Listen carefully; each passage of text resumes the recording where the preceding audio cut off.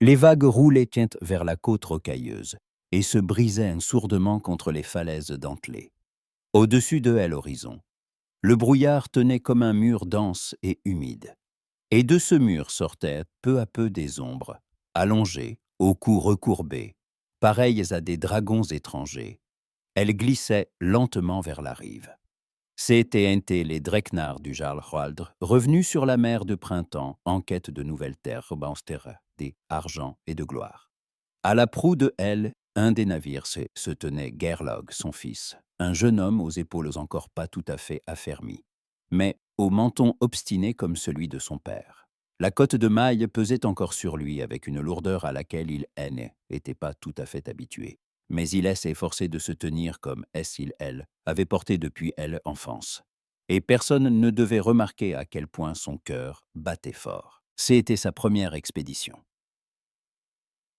Sur le pont, les guerriers allaient et venaient, vérifiant machinalement les courrouillassiers de leurs boucliers, se balançant un pied sur elle, l'autre, au rythme du roulis. Gerlog passa la paume sur la poignée de épée que le forgeron de la maison avait forgée pour lui de nombreux hivers auparavant. À l'époque, l'épée lui semblait trop lourde, presque étrangère. Et maintenant, il avait du mal à se rappeler comment il avait vécu sans elle, acier à la hanche. Tout en Gerlog se resserrait sous effet de anticipation. Cette expédition était sa véritable épreuve, son premier combat homme fait. Ce n'était pas un cercle entraînement dans la cour enneigée, ni un jeu d'épée de bois avec les fils des jarls voisins, mais ce feu même après lequel on devient soit un homme, soit une ombre dont on parle à voix basse. Le jeune homme surprit sur lui le regard de un des plus anciens compagnons de guerre. Un large épauleco nommé Skjoldulf, surnommé le Éoum de cuivre. Celui-ci esquissa un rictus en hochant la tête vers la rive, où, dans les déchirures du brouillard, on devinait déjà les lignes sombres des toits bas. « Tu verras bientôt comment les anglo-saxons savent net courir », grogna Skjoldulf en couvrant de la voix le bruissement des vagues. « Tiens ton bouclier, mais pas comme une fileuse tient son rouet. Défense-toi au moyen, quoi qu'il arrive. Là-bas, ce n'est pas une cour d'exercice, ce sont de vraies lances. » Gerlog voulut répondre quelque chose de mordant, mais il se contenta de serrer les dents et regarda de nouveau droit devant lui. Les Dreknars entraient lentement dans les eaux peu profondes. Une boue gris-vert jaillissait sous les quilles. Des ombres de poissons glissaient. Les cris stridents des mouettes déchiraient le silence au-dessus de la mer. Quand l'étrave du bateau heurta le gravier, un léger frisson parcourut le navire. Gerlog inspira profondément, sentant, odeur lourde de terre mouillée, algues et de fumée. Le jarl se leva, posa sur son fils un bref regard.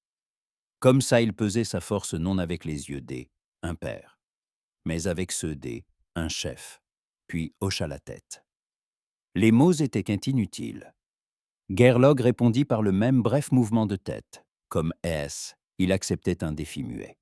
Les guerriers sautaient un après l'autre dans l'eau glacée, attrapant les bords pour tirer le navire plus haut sur la grève. Elio mordit aussitôt le cuir souple de leurs bottes et transperça leurs chevilles de froid. Mais personne ne se plaignit. Était le baiser habituel de la mer du Nord. Gerlog voyait comment, dans les portes, des femmes jaillissaient, attrapant les enfants par la main, comment les vieillards sortaient des vestibules sombres de vieilles lances et des haches. Certains couraient vers l'église, autres vers le grenier, pour cacher au moins une partie du pain. Le jarl Hroaldr leva son épée, donnant le signal de se ranger. Les guerriers se resserrèrent en un rang compact, les boucliers se joignirent en une seule ligne, au-dessus de laquelle pointaient de larges lames de lances et de longues épées. Gerlog se plaça dans le rang, légèrement sur le côté de son père, de sorte qu'il soit bien en vue, mais sans se cacher derrière son dos. Son cœur battait de plus en plus fort dans sa poitrine, comme un tambour. Chaque souffle lui paraissait trop bruyant. Chaque bruissement le présage un coup. Et pourtant, dans ce vacarme se mêlait un sentiment étrange et aigu. Il se trouvait enfin là où il avait rêvé être en écoutant les sagas pendant les longues soirées des hivers. Gerlog jaillit en avant avec les autres lorsque le rang se mit en mouvement. Le premier coup arriva de façon inattendue. Du dessus des boucliers des Anglo-Saxons, une lance jaillit et vint siffler contre le bouclier de Skjoldulf. Celui-ci rugit en arrachant le manche, et à cet instant, la ligne se brisa légèrement. Sans réfléchir, Gerlog fit un pas en avant pour fermer la brèche qui venait de s'ouvrir.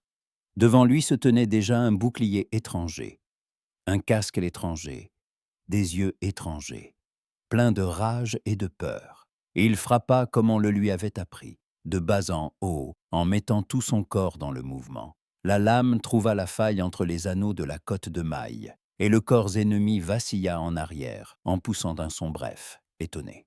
Une chose brûlante et en même temps creuse, embrassa dans la poitrine de Gerlog. Il venait pour la première fois de... Et cela ne ressemblait à aucun récit de Skald. Le combat se dispersa comme la glace qui fond près de la rive. Les guerriers ne tenaient plus des lignes parfaites. Chacun avançait là où il voyait un ennemi. Tout en autour montaient les cris, le fracas du métal, le souffle lourd et rauque de gens, qui le matin même pouvaient encore abreuver les vaches ou réparer des filets de pêche. Échauffé par le combat, Gerlog sentait les deux mondes, celui des entraînements et celui de la vraie bataille, se tisser sous ses pieds en un seul. Emporté par sa propre fougue, il était avancé un peu trop. Dans ses oreilles ne grondait plus qu'un seul bruit, pareil au rugissement un fleuve en crue sous la tempête. Mais, dans ce vacarme, il distinguait des voix isolées.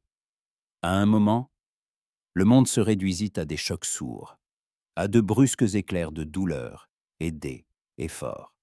Et soudain, comme la foudre, une femme surgit devant lui du chaos général, un bouclier au bras. Elle se mouvait avec souplesse, telle une vague qui connaît chaque courbe de la côte. Elle le remarqua, elle aussi. Pendant quelques instants, ils marchèrent tel un vers elle autre, chacun à travers son propre tourbillon de sons et de mouvements. Gerlog sentait en lui monter le désir de prouver à cette guerrière inconnue que les femmes n'avaient pas leur place dans le combat, et qu'elles seraient renversées même par quelqu'un comme lui. Dans ses yeux, entre les fentes du casque, il ne vit pas une peur aveugle, mais une attention concentrée et froide. Cela le surprit, et elle attira étrangement. Il fut le premier à se lancer en avant, levant l'épée pour frapper de haut. Elle fit un pas à sa rencontre, comme on avance contre le vent, et son bouclier vint se poser sur sa lame, avec une telle précision et une telle force que le bras de Gerlog engourdit de douleur. Le coup semblait s'être répercuté non seulement dans os, mais aussi quelque part dans sa poitrine. Il tressaillit, cherchant à changer angle, mais, à cet instant même, elle était déjà plus proche qu'il ne avait calculé. Le bord inférieur de son bouclier le frappa en pleine poitrine, juste sous le bas de la cotte de maille. RS échappa de ses poumons, la terre disparut sous ses pieds, le ciel bascula. Il tomba sur le dos et sentit sous lui la terre mouillée, mêlée de galets et de flèches tombées. Le sang afflua à ses yeux. Un éclat de fer, un coup sec, et un mince filet brûlant coula sur son front, inondant ses cils. Le monde devint rouge et flou, mais, dans cette tache rouge, il vit son visage penché au-dessus de lui. Le casque avait légèrement glissé de côté, découvrant sa tempe. Une fine cicatrice ancienne assombrissait sa joue, et ses lèvres étaient serrées en une ligne mince, familière à ceux qui connaissent le prix des blessures. Une tresse échappée de sous le casque, retomba en avant et effleura presque son épaule. À cet instant, couché dans la boue et le sang, il remarqua soudain comme les gouttes humidité brillait dans ses cheveux une manière irrégulière mais belle, comme le givre brille sur herbe au soleil un matin glacé. Ses yeux clairs comme une bande de ciel entre de lourds nuages le regardaient de haut en bas. Éclat de acier de son épée, près de sa gorge, dessinait une arche glaciale. Gerlog sentit la pointe contre sa gorge, mais, au lieu de fermer les yeux, il scruta encore plus ses traits. Il pensa soudain que Il-En avait encore jamais vu un mélange aussi étrange de fatigue et de résolution dans un seul regard. Elle était son ennemi, quelque un de elle, autre rive, des, un autre monde. Mais, dans ce regard, il y avait trop de humain. Il la vit vraiment, elle. Et précisément à ce moment, que son attention, comme celle un jeune homme inexpérimenté, le trahit. Durant une fraction de seconde, il oublia ce que signifiait une épée levée au-dessus de lui. Il oublia que tout autour on criait et on se battait encore, que son père, quelque part là-bas, dans le fracas, attendait qu'une chose de son fils, qu'il se relève et détaille droit devant. Dans cette brève faille, étrangère à la raison, il vit un sourire à peine perceptible courir sur ses lèvres, non pas mauvais, mais plutôt las et moqueur, comme si elle avait déjà vu plus un jeune guerrier persuadé que le monde devait se courber devant sa fougue. Elle aurait pu tout achever en un seul souffle. Une poussée brusque de la main et son sang se serait mêlé au reste, épais et sans nom, sur la terre mouillée.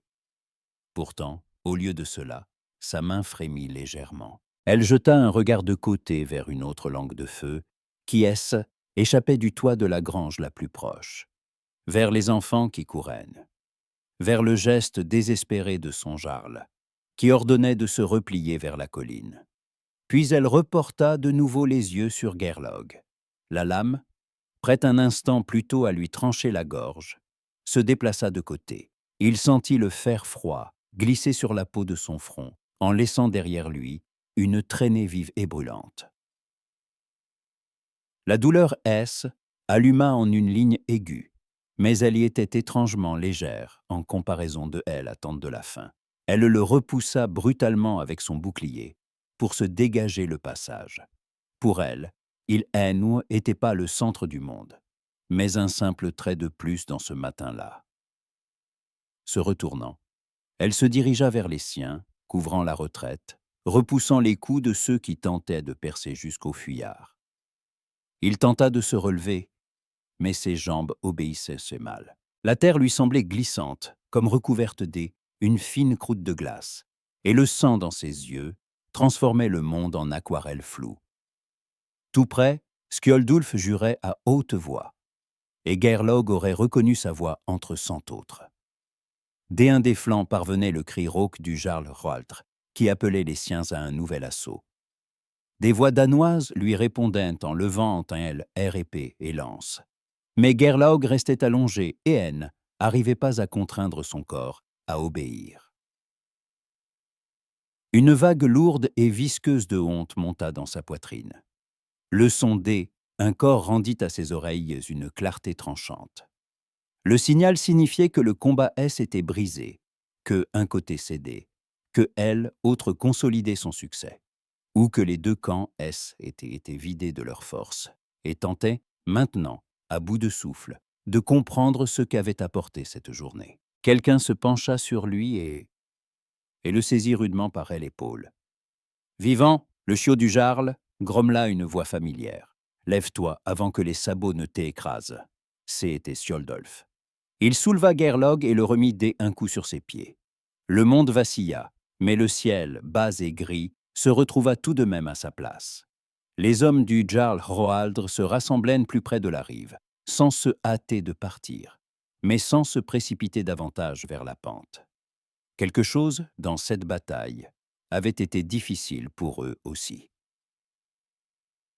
Les Dreknars du jarl Hroaldr entraînant lentement dans le fjord natal, laissant derrière eux et d'ailleurs de longues traînées d'écume, comme des griffures sur la peau lisse de la mer. À la proue flottait encore, odeur de la côte étrangère. Sur le pont, autour de lui, les guerriers animaient. Certains échangeaient déjà des appels avec leurs proches sur la rive. Autres étaient nommés à grands cris depuis abri des hangars à bateaux. Le soleil, caché derrière un voile gris de nuages, offrait tout de même une pâle lumière. Et, dans cette clarté, luisaient les boucles de bronze des ceintures, les bracelets D, argent torsadé, les fibules rondes sur les manteaux de laine. Les hommes rudes du Nord aimaient le métal autant que la mer.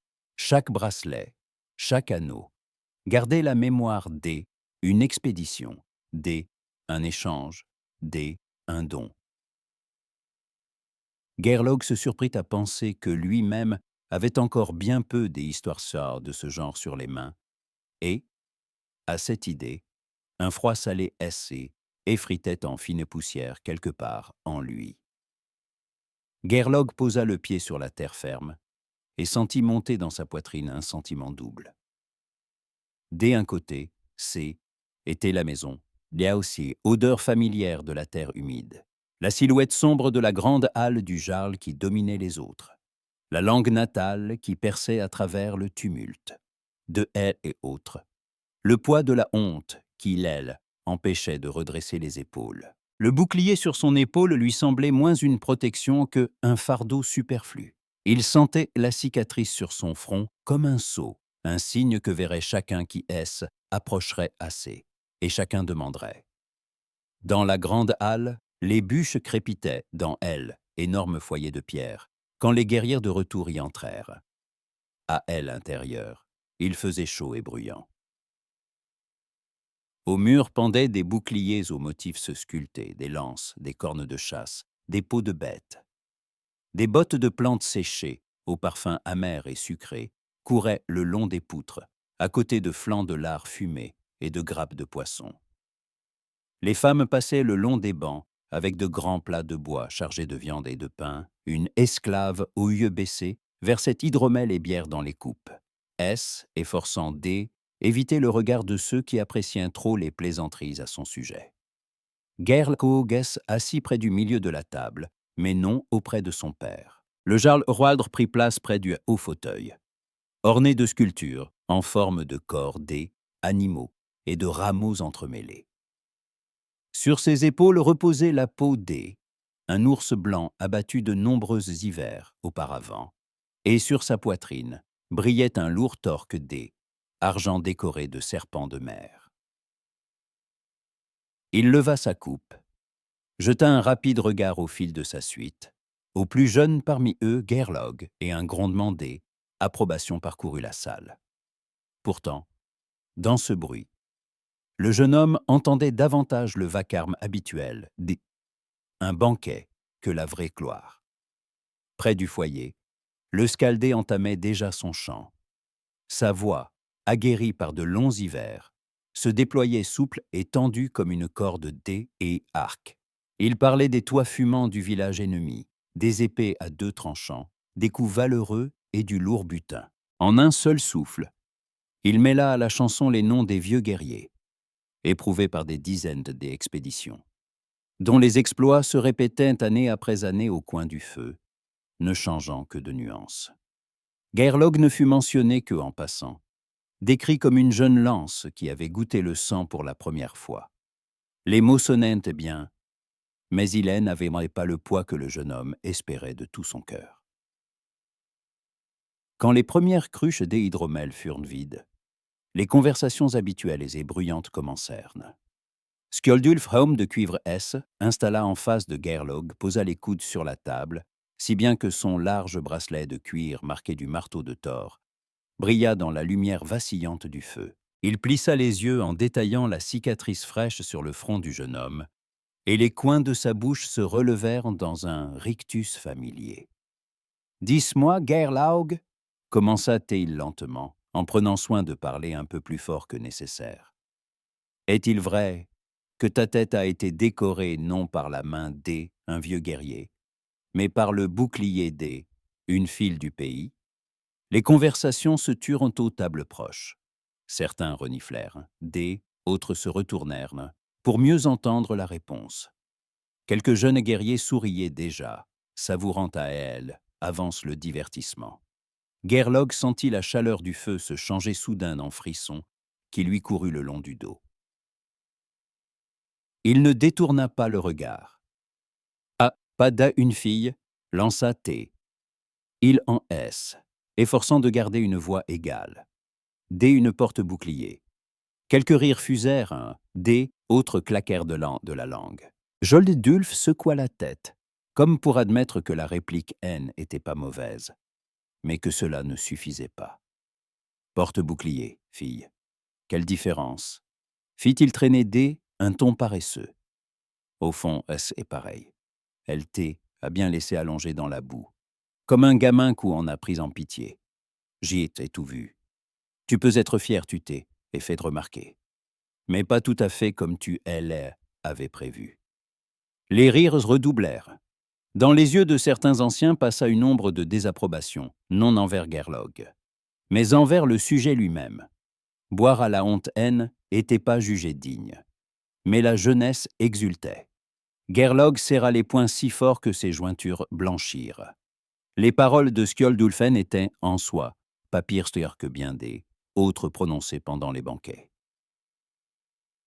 Pourtant, la cicatrice sur son front brûlait comme si on la marquait en cet instant même avec un tison ardent. Il leva les yeux vers son père. Le jarl Roald gardait le silence. Dans son regard, il n'y avait ni moquerie joyeuse, ni cette sourde fureur que Geirlog redoutait. Seulement une courte et froide appréciation. Son fils était vivant, blessé, mais endurant.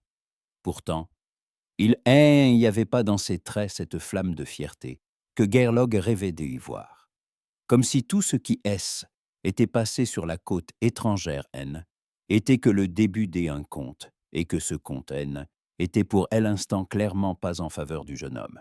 « Vivant, donc tu rendras la dette, » dit et enfin Roaldr sans élever la voix. « Si les dieux le veulent. » Ces mots tranquilles le blessèrent d'un plus fort qu'une violente colère. Il reconnaissait que Gerlogen n'était pas un lâche total, qu'il n'avait pas fui, ni péri, mais qu'il n'était pas devenu non plus ce que son père souhaitait voir en lui. Ainsi parlerait un homme qui observe dans les mains du forgeron une épée encore inachevée. La forme y est, mais l'acier n'est pas encore trempé. Le jeune homme sentit qu'il ne pouvait plus rester assis au milieu de ce tumulte. Il se leva en prétextant la fatigue. Personne ne le retint, personne ne chercha à le convaincre de revenir à la table. Dehors, la nuit n'avait pas encore pris tous ses droits, mais le crépuscule gris épaississait déjà.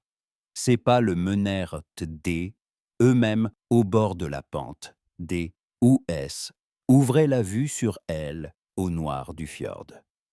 En contrebas, près de elle, embarcadère.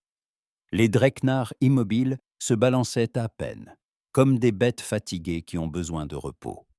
Sur certains, les flancs portaient encore l'éclat de griffures fraîches laissées par des flèches ennemies. À la proue, les têtes de dragons sculptés se taisaient, mais Geirlog avait l'impression que leurs mâchoires tentaillées étiraient en un éternel rictus avide. Il passa les doigts sur sa cicatrice. La peau autour était encore épaisse et dure, comme écorce sur une entaille fraîche. Il imaginait comment tout aurait pu se dérouler autrement, comment il aurait le temps de parer son coup, comment, au contraire, il lui poserait la lame sur la gorge, entendrait son souffle, verrait sa peur. Dans ces images, il en sortait vainqueur, et alors les chants du skald raconteraient comment Geirlog avait terrassé une célèbre porte-bouclier venue de autre rive. Mais chaque fois qu'il essayait de donner à ses yeux un reflet de peur, quelque chose en lui se rebellait. Son regard à elle, vivant, lourd, insolent, refusait de se plier à ses fantasmes. Il revenait à ce qui avait été, et non à ce qui aurait pu être. Les jours passèrent, et la vie du domaine reprit son cours habituel. Mais le jeune homme avait déjà pris sa décision. Il reviendrait. Il reviendrait et la remettrait à sa place. Il sortait dans la cour, prenait bouclier et épée, entrait dans le cercle avec les autres jeunes. Des entraînements, encore et encore, sans fin. Parfois, son père sortait dans cette cour. Pas souvent, pas chaque jour, mais assez pour que Geirlog sente son regard sur lui. Roaldr n'intervenait pas dans l'entraînement, ne donnait pas de conseils. ne le mettait pas dans l'embarras devant les autres. Il se contentait de regarder comment son fils se relevait, encore et encore. Après être tombé dans la neige, comment il brandissait de nouveau son épée, lorsque ses muscles tremblaient déjà.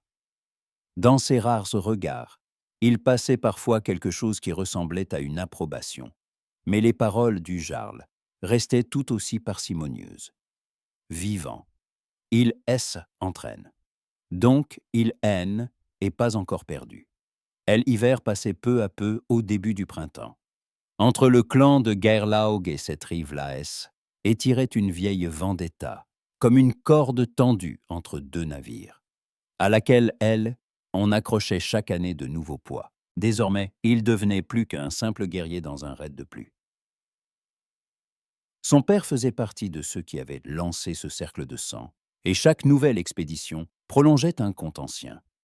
Geirlaug comprenait que dans les yeux de cette porte-bouclier, il était le fils d'É, un homme dont les gens venaient trop souvent et trop avidement sur sa côte.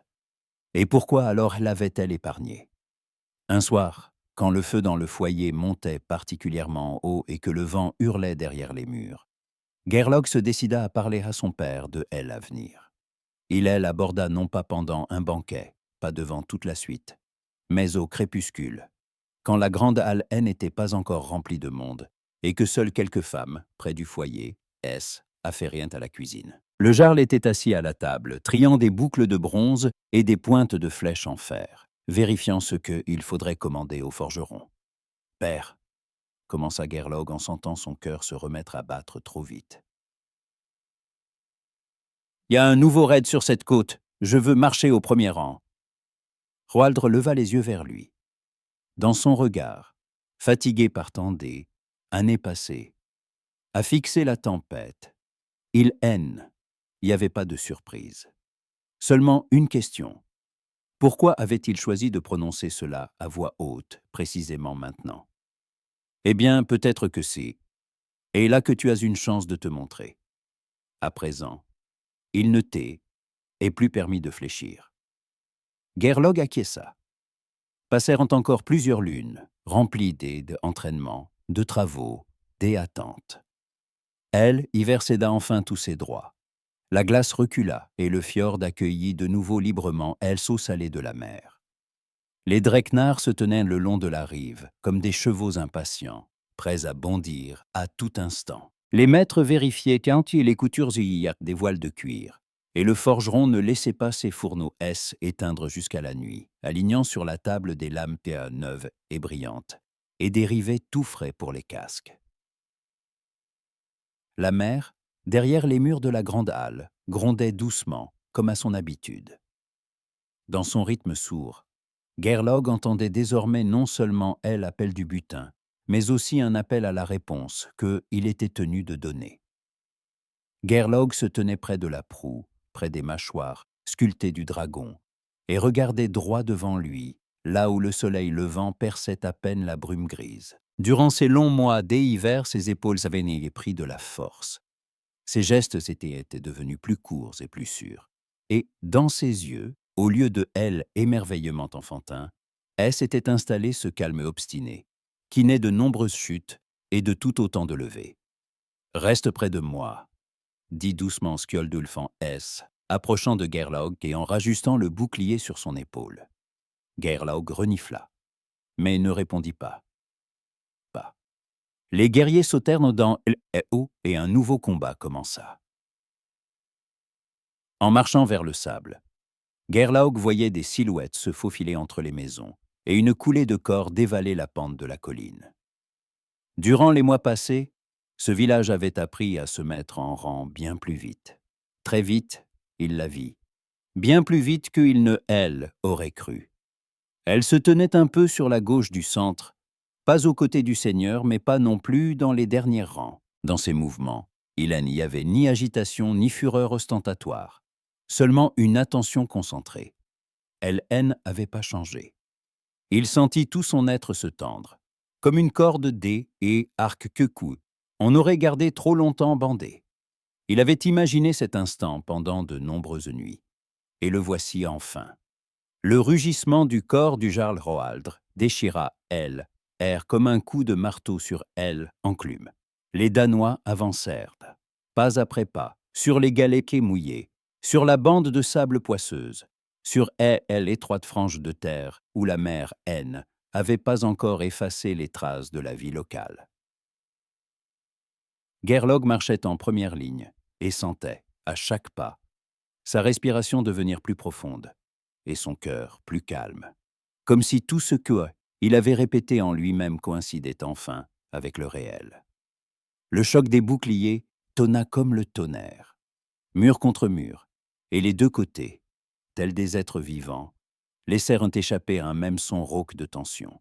Des flèches tombèrent dès en haut, mais elles étaient moins nombreuses que la dernière fois. Les Anglo-Saxons avaient visiblement choisi de rester plus près, sans gaspiller leurs forces en tirs lointains. Gerlog leva son bouclier, sentit 2 hampes y frapper, puis fit aussitôt un pas en avant en s'y appuyant de tout son poids. Il devait se frayer un passage jusqu'à elle, mais non au prix de la folie. À présent, il connaissait le prix un mouvement mal pensé. Peu à peu, comme il en va toujours, la bataille commença à se morceler en morceaux, tel un frêle manteau de glace. Gerlog avançait, mais plus aussi aveuglément qu'autrefois. Il couvrait son voisin, bouchait les brèches dans la ligne, ne se jetait pas là où tout était trop étroit et vain. Il frappait avec plus de précision qu'auparavant et, sentant ses muscles travailler lourdement et sûrement sous la cotte de maille, il comprenait que ces 6 mois d'obstination avaient pas été vains. Chaque anglo-saxon qu'il rencontrait était pas un ennemi abstrait, mais une marche de plus vers celle pour qui il se battait, sans essai, avouer qu'il savait exactement vers qui il allait. Il la vit avant qu'elle ne le remarque. À un moment, la fumée un auvent en flammes au-dessus un hangar se déchira, le vent la chassa sur le côté, et entre les poteaux branlants une vieille clôture. Leurs regards se croisèrent. Un corret s'interposa devant elle, projeté en avant comme un sac rempli de grains, sous elle, et fait un coup violent. Il fonça dans cette direction. Sans plus penser à la ligne régulière, ni aux cris des commandants. Le bouclier devant lui devint une porte quehue. Il fallait enfoncer pour atteindre elle, unique but. Il se jeta sur un autre adversaire, frappa du tranchant de son épée le bord du bouclier ennemi, forçant homme à se découvrir, et le poussa de épaule, avec la force que hiver avait fait grandir en lui. Autre chancela, perdit l'équilibre. Le passage ouvrit. À cet instant précis, Astrid surgit des volutes de fumée, comme si elle en était née elle-même. Gerlaügas avança vers elle comme on avance vers un adversaire attendu de longue date, pour un duel auquel on n'échappe pas. Le vacarme alentour sembla reculer. Il ne resta que sa silhouette à elle et sa propre respiration, régulière, avec un léger goût de fer sur la langue. Ils se rencontrèrent presque sans mots. Leurs boucliers se heurtèrent comme la première fois, mais le choc fut différent. Cette fois, Gerlog ne plaça pas son bouclier trop bas, comme alors. Leurs armes entrecroisèrent entre leurs corps. Le bois gémit, le fer toucha le fer. Le coup de son épée à elle glissa le long du bord de son bouclier à lui. Le coup de sa lame à lui trouva le bois de son bouclier à elle, mais pas la chair. C'était une danse où chacun connaissait déjà les pas de autre et cherchait pourtant un nouveau mouvement. Elle vit sa cicatrice et esquissa un sourire. Un bref, presque imperceptible pli de lèvres, qui aurait aisément pu se perdre dans la tension de la mêlée. Mais, pour Gerlog, ce sourire fut like une flamme léchant toutes ses hésitations. « Tu es revenu, Chio » dit-elle dans sa langue. Mais la simplicité des mots les rendit clairs pour lui. Il ne répondit pas tout de suite. Leurs boucliers s'entrechoquèrent encore, coup après coup. Ils se mettaient mutuellement à épreuve. Gerlog sentait son corps bouger comme il fallait.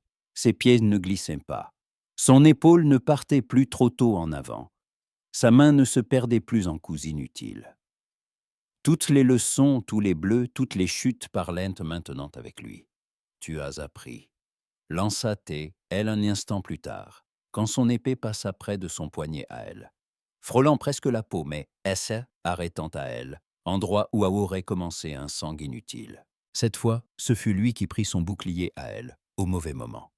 Il fit un pas de côté pour laisser filer son coup, puis, dans le même instant, tourna brusquement le torse en y mettant tout son poids. Sa lame frappa le bord inférieur du bouclier, le fit remonter, puis elle entraîna sur le côté. Le bois, déjà balafré par les combats précédents, vibra, gémit et glissa dans sa main. Le bouclier se tordit comme une bête vexée et alla S écrasée au sol.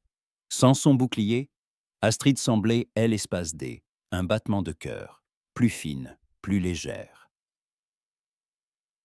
La cotte de maille turquie pelait sur ses épaules renvoyait une lueur rare.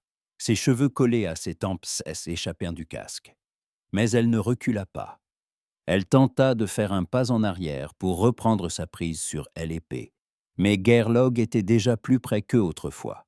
Il la frappa de l'épaule, pas assez violemment pour la briser, mais suffisamment pour lui retirer tout appui. La terre, labourée par des centaines de pas, elle accueillit plus doucement qu'elle avait, jadis, accueilli Gerlog. Tout était maintenant renversé. Elle se retrouvait sur le dos, sur la terre froide et humide, et son visage à lui se penchait au-dessus des, elle, éclairée par la lueur des, un incendie tout proche. Son épée à lui reposait contre sa gorge, exactement là où, autrefois, se trouvait la lame des Astrid. Le métal lourd, un peu rugueux à cause de la trempe, refroidissait la peau sous son menton. Dans ses yeux à lui, il haine. Il n'y avait plus la douleur confuse des un garçon pris au dépourvu. Il y brûlait une détermination prudente, ardente, mêlée au même étrange et importun émerveillement. Elle reconnut en lui le même jeune homme que elle avait autrefois laissé en vie. En cette seconde, quelque chose de contradictoire traversa sa poitrine, un mélange ancienne irritation, de respect et une chaleur légère et dangereuse qu'elle refusait d'admettre. Il aurait pu tout achever. Un simple mouvement du poignet, et elle, antique Vendetta, aurait reçu une victime de plus, tandis que les chants dans sa demeure à lui auraient gagné un nouveau vers sonore et brillant. Mais, au-dedans, là où, pendant de longues nuits, se déchaînèrent ses pensées, autre chose mûrissait déjà. Il se rappelait le moine et ses paroles étranges sur le pardon, se rappelait les récits des marchands, à propos de femmes qui prenaient les boucliers non par caprice, mais par désespoir, par fidélité farouche à leur foyer. Il se rappelait comment alors, au milieu de la fumée et des cris, elle avait détourné l'épée de sa gorge, bien qu'elle ne lui dût rien. Est-ce il agissait autrement à présent? Deviendrait-il plus fort qu'elle, ou au contraire plus faible? La lame écarta lentement. Le fil se détacha de sa peau, ne laissant qu'un souvenir de froid. Gerlog abaissa la main et, sans rompre le contact de leurs regards, jeta son arme sur le côté, à assez bonne distance pour qu'aucun des deux ne puisse, atteindre un geste brusque. Le métal écrasa dans la boue, avec un son sourd, qui, avait rien de triomphal. Il lui tendit la main. Ses doigts, durcis par de longues heures entraînement, tremblaient un peu de tension. Mais le geste restait assuré. « Maintenant où nous sommes quittes, dit-il dans sa langue, en butant légèrement sur certains mots dont elle ne pouvait saisir la plupart. Pourtant, le sens était clair dans son intonation, dans la manière dont il la regardait, sans moquerie, sans pitié. Seulement une honnêteté étrange, sauvage pour un champ de bataille. Elle fixa sa paume comme quelque chose d'étranger à cet endroit. Tout autour, on continuait à crier. Des hommes en tombaient, des autres reculaient, des autres enfin lançaient leurs chevaux en avant. Tout près, un guerrier passa en courant, sans chercher à savoir qui était là, debout ou à terre, éclaboussant leurs visages de galets humides et de boue.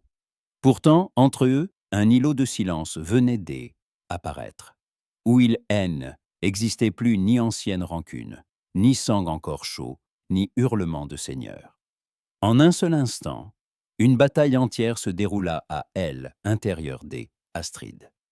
Son devoir saisit serment, sa colère accumulée pendant tant d'années contre ceux qui arrivaient par la mère Exigéna que elle rejette sa main, lui frappe le genou, ramasse un bouclier tombé et revienne dans le rang. Son jarl attendait précisément cela elle.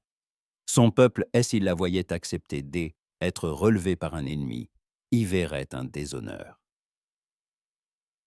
Elle eut un sourire de travers, presque mauvais, comme dirigé contre elle-même. « Idiote !» lui lança-t-elle, comme si ce mot était son nom.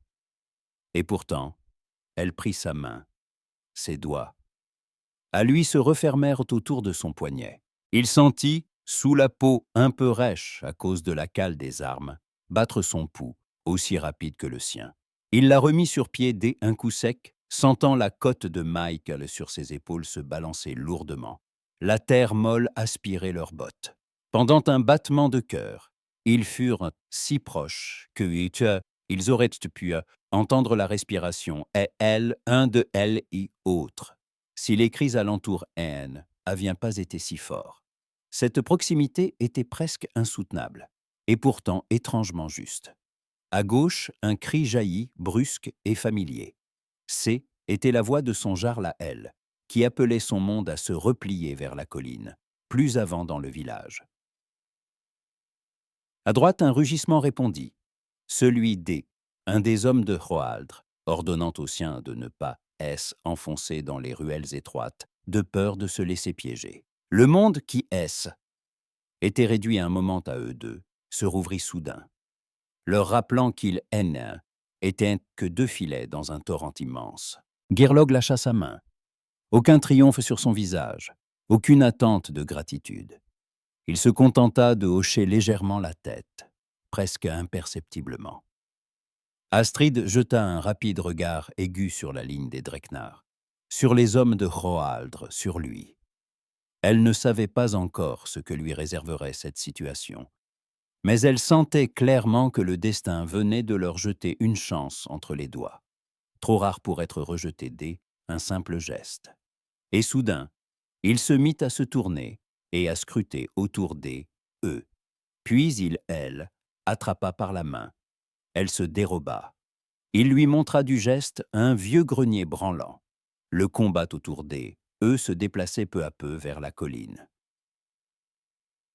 Les anglo-saxons reculaient, les Danois les poursuivaient juste assez pour ne pas perdre l'avantage, mais sans risquer leur tête dans les cours trop étroites. Elle ne comprenait pas ce qu'ils voulaient faire, mais choisit de le suivre. En simulant une lutte, ils atteignirent l'endroit visé. Dans le grenier flottait une odeur de fumée, de paille moisie et de chaleur animale, saturée par la peur. Une lumière terne se glissait par les fissures des planches en fines lames, presque palpables, où dansait une poussière paresseuse. Tout au fond, des chevaux renaclaient un air plaintif et frappaient le sol battu de leurs sabots, sentant que le monde de autre côté des murs se déchirait. Geirlog était assis, le dos appuyé à la cloison, et respirait vite en tentant de dompter son propre cœur. Près de lui, un peu plus loin, se tenait Astrid. Elle ne s'assit pas, ne se permit pas un instant de détente. Elle avait déjà ramassé son bouclier avec le même geste obstiné qui, avait toujours remise sur pied après chaque chute. À présent, le bouclier touchait le sol par son bord. Sa main reposait sur elle, arrête. Mais les muscles sous sa peau restaient tendus comme une corde fortement nouée. Ali, épée dans son autre main, brillait faiblement dans une bande de lumière, et des reflets pâles glissaient le long de la lame, comme sur la glace au début du printemps.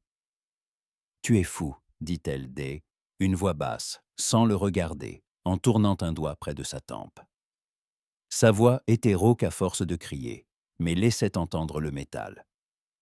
J'éterre ton épée au milieu du combat. Tendre la main à un ennemi. C'est et soit de la folie, soit une ruse que je ne saisis pas encore. Geirlog tenta de sourire, mais la grimace fut maladroite. Il répondit dans sa langue à elle, lentement, en cherchant les mots qu'il avait appris lors des longues soirées près du foyer, à écouter les marchands et à répéter leur parler à voix basse. Dès la première bataille, Jot a compris que je ne serais pas celui qui frappe tout ce qu'on lui désigne. Elle se tourna vers lui. Dans son regard, il n'y avait plus cette froide indifférence des autrefois. Une curiosité y était apparue, prudente comme un pas sur une glace trop fine. Pour la première fois, elle le dévisageait non comme un garçon venu de la mer, mais comme un être humain qui se trouvait soudain de là, autre côté de la lame. « Un fils de Jarl qui apprend notre langue », dit-elle lentement, attentive à son accent. « Avoue ce que tu prépares, Geirlog, fils du Jarl ennemi. » Elle accentua les derniers mots pour en alourdir encore le sens et lui faire sentir que elle ne lui accordait toujours qu'une confiance très mince. Il tressaillit en entendant son nom dans sa bouche. Étrange impression que dès entendre cette femme, qui, dès un coup de bouclier, lui avait jadis ôté la terre sous les pieds, prononcer son nom aussi paisiblement, sans dérision. Ses doigts s'effleurèrent machinalement la cicatrice sur son front, cette fine tranche qui séparait ces deux vies, avant elle et après. « J'y vais beaucoup penser à toi », dit Aïl franchement, surpris lui-même de sa franchise. « À la raison pour laquelle tu ne m'aimasses pas achevé. À quel point Ja était idiot de te regarder alors que G aurait dû penser à mon bouclier. » Cet aveu resta suspendu dans LR comme une étincelle, prête soit à S, éteindre, soit à mettre le feu à une botte de foin sec. Astrid se raidit un instant, comme si elle S attendait à un coup, puis un frémissement toucha le coin de ses lèvres. « Je ne t'ai et pas épargné pour rire ni par pitié. Chiot. » Lâcha-t-elle. Elle dé une voix sourde. À ce moment-là, mon Jarl donnait déjà, elle, ordre de la retraite. Je ne voulais pas que ta mort devienne, elle, étincelle dé, un nouveau raid encore plus sauvage. Je savais que tu es fils de Jarl, et que ton père n'est pas de ceux qui laisseraient cela s'effacer. LS approcha de la porte et colla son épaule à une fente, à elle, écoute de ce qui se passait dehors. Au-delà des planches, le flot des cris commençait à décroître, passant du rugissement continu à des sons épars, brisés.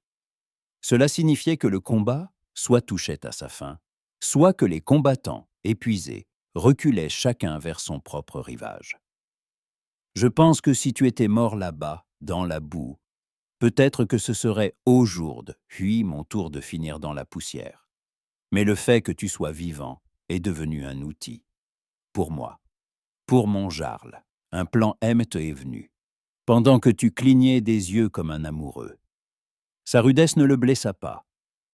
Geirlog rompit le silence après une courte pause. « Je ne veux pas être seulement une arme dans les mains de mon père, » dit-il. « Tu parles comme si tu vivais dans un champ de skald. Tu sais ce que elle en dit chez nous.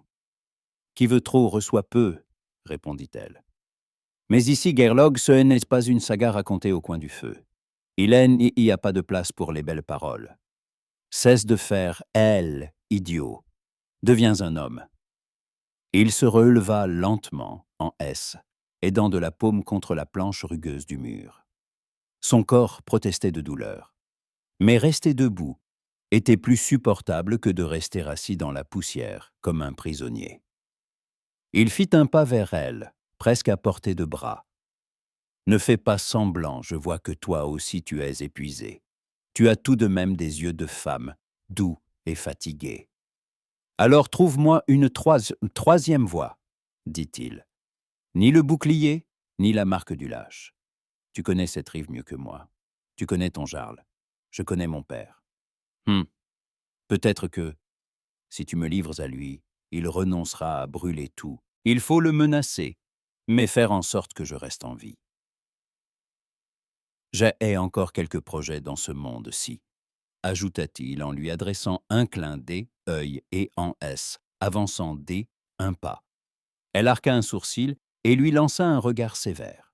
« Tu proposes de devenir un otage » dit Astrid une voix basse, où elle on entendait moins la surprise que un lassant constat de logique. Le fils D, un jarle aux mains de Monseigneur, un bouclier contre ton père. Gerlog hocha la tête. Ce mot, otage, se déposa sur sa poitrine comme un léger froid, sans provoquer de rejet. Enfant, il avait entendu les sagas parler des otages, des fils des ennemis, qui passaient un l'hiver dans des maisons étrangères, des serments scellés par des corps vivants. Alors cela lui paraissait lointain, presque fabuleux. À présent, C était lui qui offrait son cou à un collier venu des ailleurs. « Est-ce il apprend que tu es ici entre ses mains ?» reprit Astrid en regardant par-dessus son épaule. « Il ne réduira pas notre village en cendres. Pour toi, il sera peut-être plus prudent. C'est un bon plan. Tu n'est pas seulement agréable à regarder, tu as aussi de la tête. » Un éclat de moquerie traversa sa voix, puis elle s'éteignit aussitôt. Elle savait elle-même à quel point ce calcul était fragile. Des hommes comme José Aldre choisissaient souvent la rage plutôt que la raison. Mais elle avait vu autre chose aussi. Après de longues années de guerre, son propre jarl avait appris, lui aussi, à compter. Un otage de ce rang avait trop de valeur pour que on le méprise. « Et toi ?» demanda Gerlog. « Que adviendra-t-il de toi? Si tu amènes son haut dans la cour le fils de l'ennemi, et que tu dis qu'il est venu de son plein gré. » Elle eut un petit rire sans joie. « Je réponds de cette rive ?» dit Astrid. « Je vis depuis longtemps dans un monde où chaque décision peut se changer en blessure ou en honte. Mon jarl sait que je ne joue pas à la clémence. Si je dis que c'était été nécessaire, il me croira. Et il ne me croit pas. » Elle haussa les épaules. « Alors le sang coulera encore plus. Et je ne suis pas sûr de pouvoir te protéger. » Il comprit que pour ce pas, elle risquait davantage qu'elle ne voulait le montrer. Une femme qui livre un ennemi devenu presque son allié comme otage peut devenir héroïne ou traîtresse, selon ce que décideront les jours suivants. Pourtant, dans ses yeux, il vit une détermination étrange et solide. Le même fil d'acier qui lui faisait lever le bouclier au cœur de la tempête brillait maintenant dans son regard, tandis qu'elle imaginait des coups dignes de n'importe quel jarl. Au dehors, le grondement apaisait peu à peu. À la place du tumulte continu de la bataille, surgissaient des sons isolés, brisés, des pleurs, des appels de nom, des ordres étouffés. Le feu ne rugissait plus à plein gosier. Il mâchonnait les restes des cloisons de bois en craquant un air las. Astrid secoua la tête pour dégager son visage des mèches échappées et se dirigea résolument vers la porte. « Reste près de moi, » dit-elle en jetant un regard à Gerlog. « Ne touche pas aux armes, même si tu en as envie. Surtout si tu en as envie. Et essaie de ne pas regarder tout le monde, comme si tu les jaugeais au poids de l'argent. Rentre un peu ton regard dans le sol. Ici, on ne te verra pas comme un invité, mais comme une chaîne forgée autour du cou de mon jarl. Et puis, il faut encore un peu abîmé. Tu es bien trop fringant. » À ces mots qu'il ouvrit la bouche pour dire quelque chose. Mais ce fut son visage qui reçut le coup. Il lui emboîta le pas, lorsqu'ils sortirent de la pénombre du grenier. La lumière, elle, assaillie, dure, tremblait par la fumée. Le village ressemblait à un homme qui vient de subir un violent assaut. Certaines maisons demeuraient debout. Autres avaient perdu leur toit. Autres encore aînés, étaient plus que des murs noircis. Au sol, éparpillaient que les éclats de tonneaux, les cordages rompus, les tessons de poterie. Les femmes rassemblaient les enfants. Les hommes relevaient les blessés. Sur la colline, appuyé sur son épée, se tenait le jarl du lieu, et sa silhouette, malgré la fatigue, paraissait aussi inébranlable que la racine un vieux chêne. Gerlog voyait ses propres gens se regrouper déjà vers la rive. Les Dreknars attendaient, prêts à se repousser d'un coup aviron et à glisser dans la grisaille du large, emportant sur leurs flancs les ballots de butin et le souvenir brûlant de ce matin. Parmi les hommes de Roaldre, il distingua son père, un peu en retrait, plus haut sur la pente.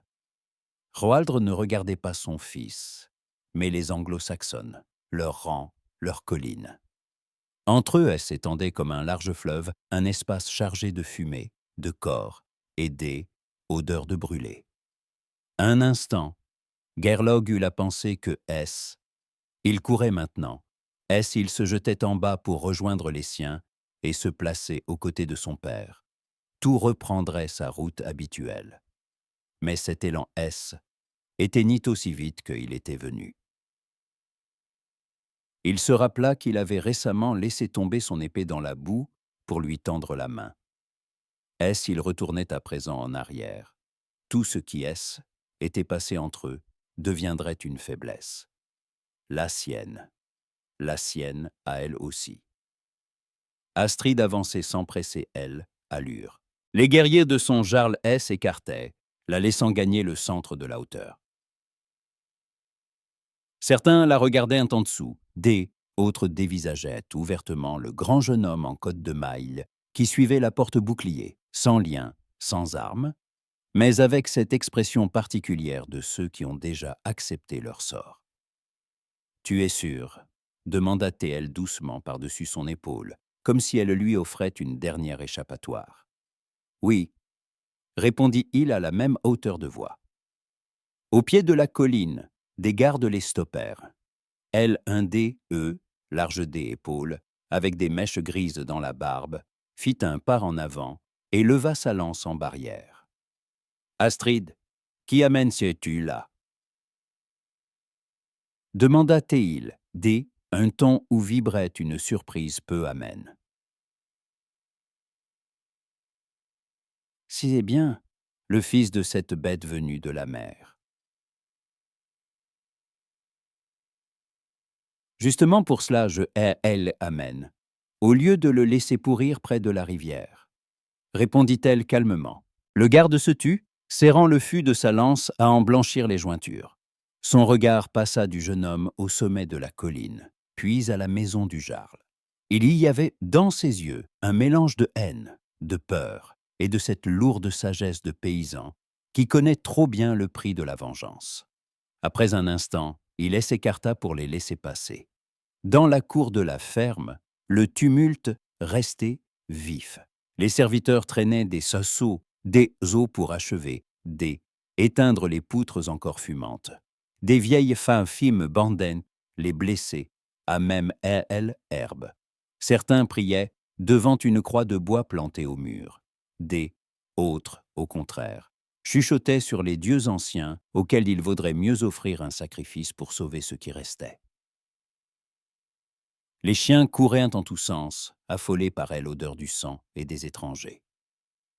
En traversant la cour, Gerlog sentait peser sur lui des dizaines de regards, aussi aigus que des flèches. Il gardait la tête haute, mais le froid qui y distillait cette attention le mordait presque autant qu'un vent des hivers au pays. Le jarl les attendait devant entrée de la grande halle. Il avait ôté son casque, ses cheveux, assombris par la sueur, collent à ses tempes. Sa cotte de mailles était entr'ouverte sur la poitrine. Dans ses yeux brillait cette même lueur obstinée que chez un homme qui vient de retenir sa maison au bord de Abîme. « Astrid, » dit-il, en ne regardant à bord que elle. « Ida, explique-moi pourquoi c'est l'ennemi marche derrière ton épaule, au lieu de gésir près du fleuve, la gorge ouverte. » Elle se redressa comme si elle redevenait la toute jeune porte-bouclier, elle avait été jadis. « Parce que cet ennemi est le fils de Roaldre, » répondit-elle distinctement. « Et parce que tant qu'il est vivant et entre tes mains, Seigneur. Son père y regardera à 2 fois avant de lancer de nouveau ses navires sur notre rivage. » Un silence tendu tomba un instant. Les guerriers rangés en demi-cercle échangèrent des regards. Pour beaucoup entre eux, le nom de Roaldre était pas qu'un mot, mais un feu ancien, une liste de morceaux proches. Et l'idée de tenir son fils vivant sous ce toit sonnait à la fois comme une tentation et comme une menace. « Un otage !» répéta le jarl en fixant les traits de Gerlog. un jeune otage, comme on aime en garder au nord. Gerlog ne baissa pas les yeux et ne chercha pas à se faire plus petit qu'il était. Il soutint ce regard lourd et scrutateur comme il avait appris à encaisser les coups dans le cercle des entraînements. Dans sa poitrine bouillonnait un mélange de peur, orgueil ancien et un sentiment nouveau, étrange. Il se trouvait là non parce que y avait jeté, mais par choix propre. Et cette volonté pouvait devenir, un jour, ce qui le distinguerait enfin de son père. Il parla non comme un invité, mais comme un homme mené au jugement. « Je ne viens pas comme un autre », dit-il dans une langue anglo-saxonne hésitante mais compréhensible. « Ni comme un butin, si ma vie peut retenir les épées de mon père loin de vos champs, prends-la. » Les mots sonnèrent rudes, mais il y avait en eux quelque chose qui fit courir un murmure dans la foule. Le jeune Nordique, avec son accent étranger, parlait trop directement, sans détour, comme ceux qui n'ont pas encore appris à cacher le sens sous des plumes douces. Le jarl garda longtemps le silence, puis hocha lentement la tête. « Si tu mens, dit Hildé, une voix basse, tu seras le premier à pendre à haies et arbres lorsque les navires de ton père surgiront de nouveau du brouillard. »« Compris, répondit simplement Gerlog. On lui lia les mains sans brutalité, mais fermement. La corde lui entailla les poignets, en laissant une démangeaison brûlante. On le mena vers le fond de la halle, près une poutre épaisse où il devait rester sous surveillance, comme un rappel vivant, pour quiconque franchirait ce seuil du prix de la paix. Astrid le suivit, par ordre du jarl, en demeurant près de lui, non comme une captive, mais comme celle qui répondait du prisonnier, autant que de son bouclier au combat. Les jours à la cour du seigneur anglo-saxon S écoulaient lentement. Mais chacun portait assez de pointes vives pour ne pas se fondre en une longue torpeur. On ne gardait pas Gerlog dans un trou fangeux, comme un esclave ordinaire. Pour le fils de ennemi, on trouva une place au bout de la grande salle, le long du mur, où il pouvait s'asseoir sur un banc, voir tout ce qui se passait et entendre les conversations, sans y prendre part à sa guise. Le plus souvent, ses mains restaient liées, mais on relâchait parfois la corde pour qu'il mange et boive sans humiliation excessive. La grande halle des Anglo-Saxons n'était pas celle de son fjord natal, mais elle était tout aussi pleine de vie. Ici aussi brûlait un grand foyer au centre, mais les sculptures des poteaux différaient, moins de bêtes enlacées, plus de lignes simples, de croix chrétiennes. Sur une poutre pendait une icône défraîchie mais soigneusement gardée. Une planche de bois peinte, un homme au regard triste, scindé, une à l'eau. La nuit, on allumait devant elle une petite lampe à huile, et sa flamme vacillante tremblait doucement parmi la fumée lourde. Le soir, un prêtre en robe simple entrait dans la salle. Gerlog écoutait ses sermons sans saisir tous les mots, mais sentant se répandre un souffle différent, apaisant, qui implorait la miséricorde plutôt que la victoire. Les hommes écoutaient d'une oreille, les femmes priaient avec plus de ferveur, les enfants bâillaient et chuchotaient. Astrid se tenait le plus souvent près de la porte, appuyée à un pilier. Quand le prêtre parlait de pardon des ennemis et amour pour ceux qui font du mal, ses lèvres se tordaient en bas parfois en un sourire sec, mais ses yeux restaient graves. Entre deux tâches, elle rejoignait le bout de la salle où se tenait Gerlog. Le jour, quand il y avait beaucoup de monde autour leurs échanges étaient des brefs et piquants.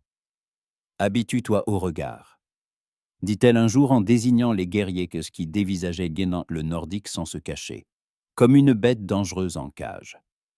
Ils imaginent sûrement que, la nuit, tu aiguises tes crocs sur ta chaîne.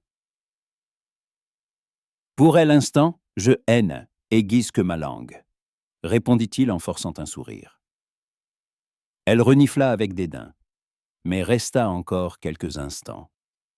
Parfois, elle resserrait ou desserrait le nœud de sa corde, tantôt sous prétexte de vérifier la solidité du lien, tantôt pour en atténuer la morsure. Ses doigts s'étaient forts, durcis par le bois et le fer. Mais ses gestes demeuraient étrangement mesurés, comme si elle craignait de lui infliger une douleur inutile. La nuit, quand le tumulte se calmait, que les guerriers regagnaient leur coin et que les serviteurs grimpaient sur les planches proches de la charpente, leur voix à eux prenait plus de liberté.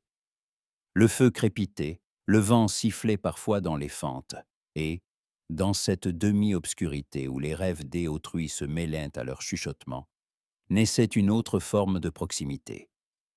Ils parlaient de la mer. De son visage, elle, hiver et elle, été. De la façon dont elle passait du plomb au bleu presque vif. De haye, odeur de glace ancienne, et de tempête neuve. Geirlog décrivait les fjords étroits et profonds, où les montagnes se mirent dans les eaux comme dans un miroir noir, où les longues maisons dominent si haut qu'en hiver on peine à les atteindre sur la glace. Astrid, elle, évoquait les collines douces, les champs qui se perdent dans elles, intérieur des terres, les rivières, qui ne connaissent pas le sel, les chênes dont les branches bruissent au réveil des oiseaux.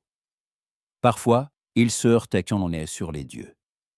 Il parlait de Thor dont le cœur de forgeron bat dans chaque tonnerre, d'Éoden suspendu à Er, arbre pour saisir la sagesse, de Freyja qui recueille les morts, elle, de son Dieu unique, du saint protecteur de leur village, du monastère où elle avait passé une nuit, enveloppée des odeurs d'encens et de parchemin.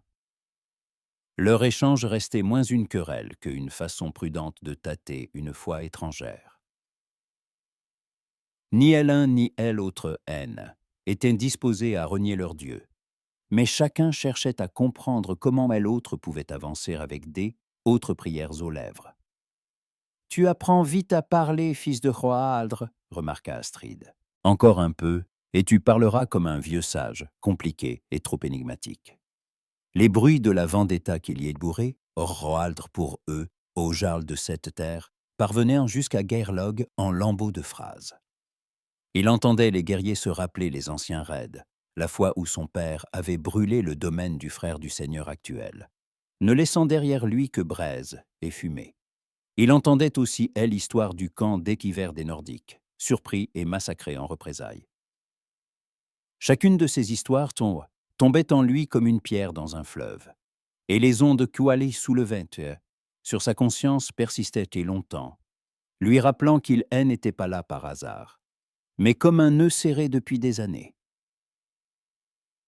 Parfois, il croisait le regard chargé de AND, une veuve qui avait perdu son mari au dernier raid. Ses cheveux se cachaient sous un voile sombre. Ses mains ne restaient jamais inoccupées, entre fils, cruches et bandes de tissu. Elle ne lui adressait jamais la parole, mais son silence criait plus fort que n'importe quelle insulte. Geirlog savait que pour elle, il resterait toujours le fils de celui qui lui avait ôté elle à venir.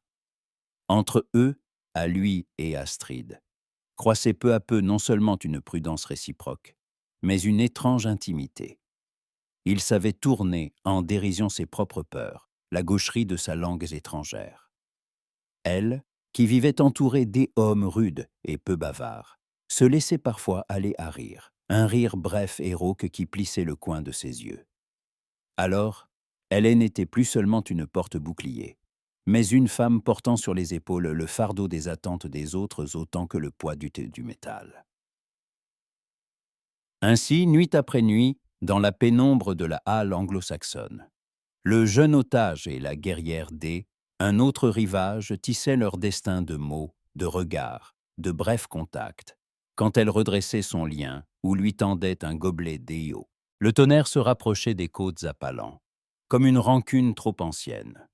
Le ciel, pesant, abattait sur les collines en une voûte de nuages de plomb, et elle, on se serait cru dans une pièce close où tout cri lancé en bas retomberait sur les hommes en échos sourds et moqueurs. Sur la mer se bousculaient des vagues courtes et hargneuses, gonflées impatience. Au pied de des falaises, là où la rive enfonçait dans la terre, une esplanade assombrie attendait. Et là que se déciderait plus que le sort un seul otage. Là se rassemblait le Ting, et la terre elle-même semblait retenir son souffle. Au centre de elle, se dressait une cage faite de madriers mal dégrossis mais solides. À elle intérieure se tenait Gerlog. Au-delà de la colline, tout près de la ligne des vagues, S alignait déjà les silhouettes sombres des navires. Les dreknars de Roaldre, étravetis et tournés vers la plage, ressemblaient à une meute de prédateurs prêts à bondir. Autour de la ferme du jarl anglo-saxon, la foule se pressait. Les hommes lits, savoir, main libre, armés de lances, dés, épées et de haches, occupaient lintel et pans du tertre, formant un cercle vivant tout autour de l'air du Ting. Leurs boucliers, posés dans l'herbe, composaient une couronne multicolore. Certains peints de tons gris-vert, terreux, autres marqués de croix simples, et autres encore décorés de motifs gravés, rappelant des branches noueuses ou des corps de serpents. Le seigneur de cette terre se tenait le plus près de la cage. Il portait une cotte de maille sous un lourd manteau doublé de fourrure, et, sur sa poitrine, un simple crucifix assombri par la sueur et les ans. Ses mains reposaient sur la garde de son épée, plantée pointe en terre. Son visage était dur, taillé de lignes aussi nettes que des entailles au couteau. Gerlogel aperçut, elle, dès elle, instant où on elle amena près des barreaux. Pour lui, elle devint le seul point fixe sur ce tertre, la seule chose à quoi accrocher son regard pour ne pas se sentir réduit à une bête muette mise aux enchères. Dans ses yeux à elle, il haine, il n'y avait pas la douceur que... Il y devinait parfois dans la nuit. On y lisait encore la lueur de hall acier, mais en dessous, une pellicule mince de crainte, fragile, que des autres haines, aurait-on pas remarqué. Le représentant de Roaldre fit un pas en avant, le gravier craquant sous ses bottes. Derrière lui se tenait un petit groupe de Nordiques venus avec lui siéger au Ting. « Je parle au nom de Roaldre, jarl des rivages du Nord », proclama le messager. « Vous gardez son fils en cage comme un loup. Mais même derrière des barreaux, le loup reste un loup. Il se souvient de la forêt, et la forêt se souvient de lui.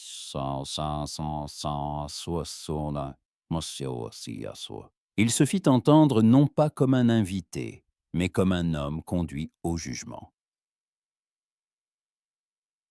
« Je ne viens pas comme un hôte, dit-il dans une langue anglo-saxonne brisée mais claire. Ni comme un butin, si ma vie peut te retenir les épées de mon père loin de vos champs, prends-la. » Les mots étaient intrudes.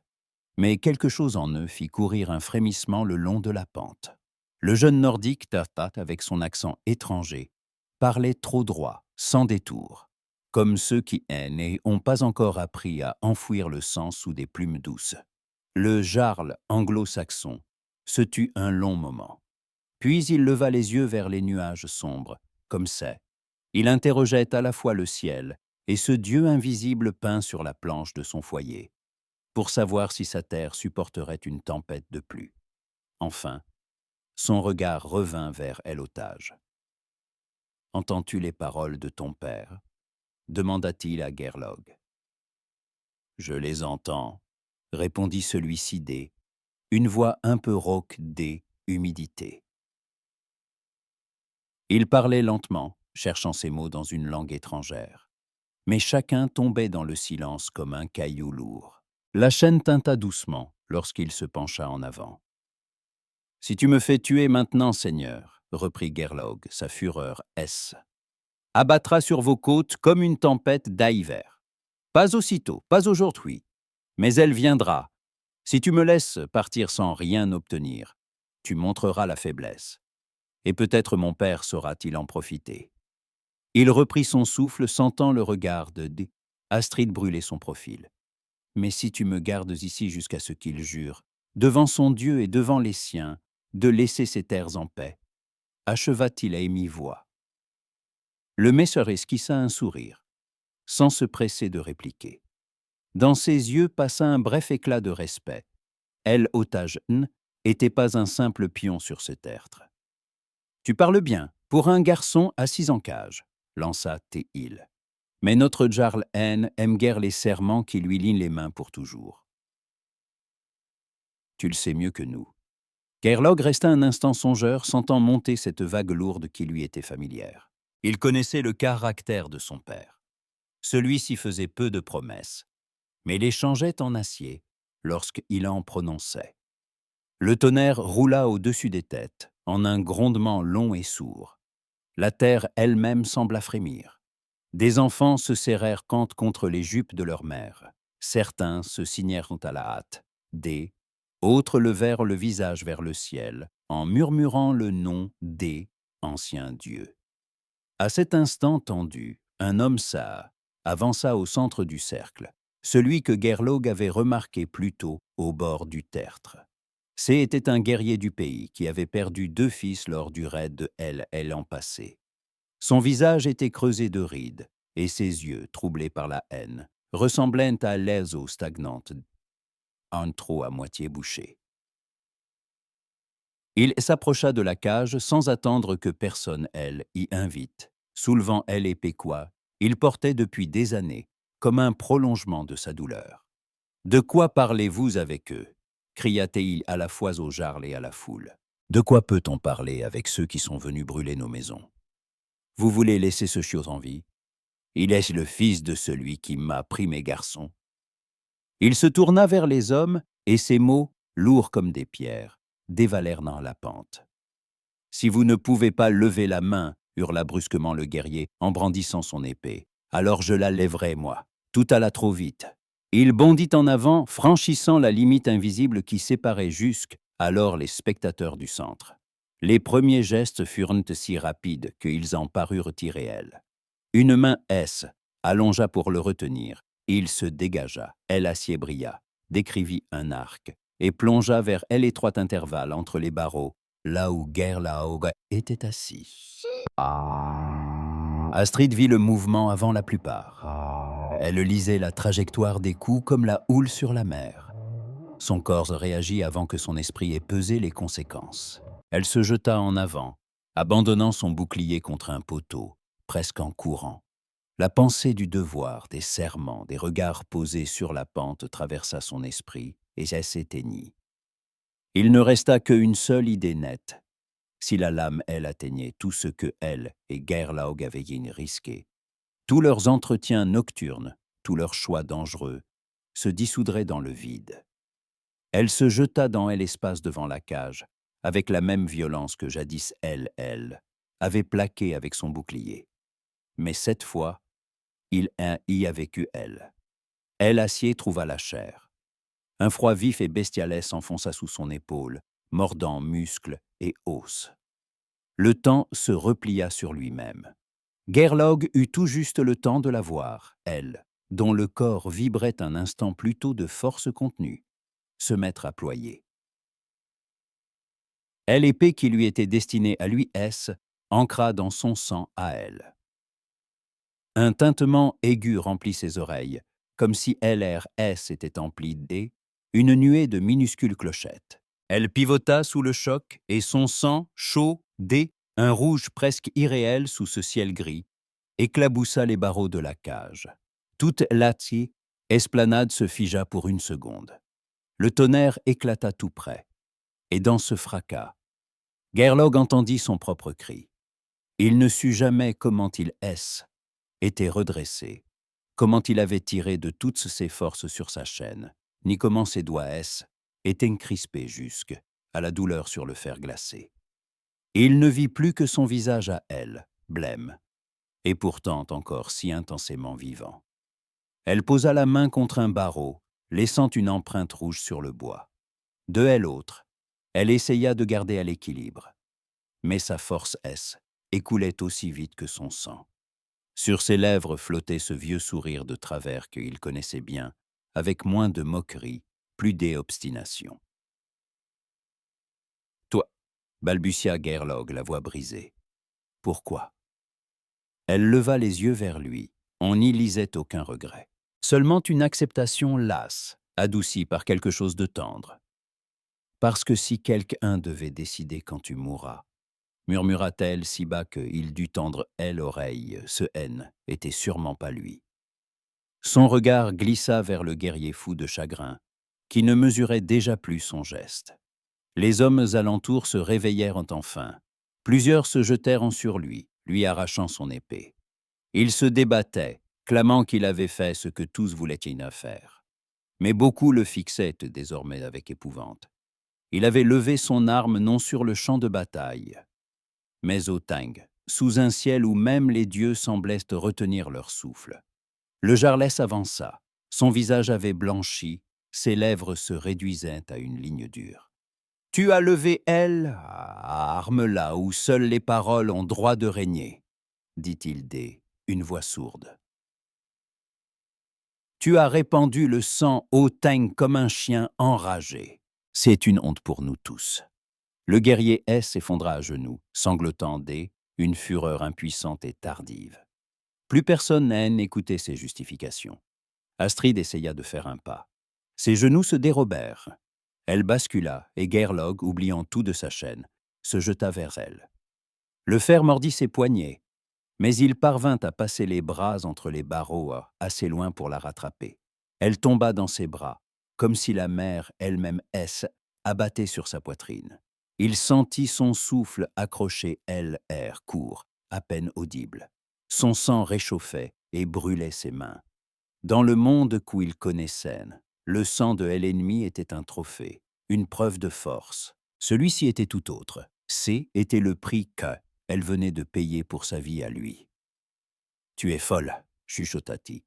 Il en se penchant si près que leurs fronts se touchèrent presque, séparés par les barreaux. « Tu protèges un ennemi sous les yeux des tiens.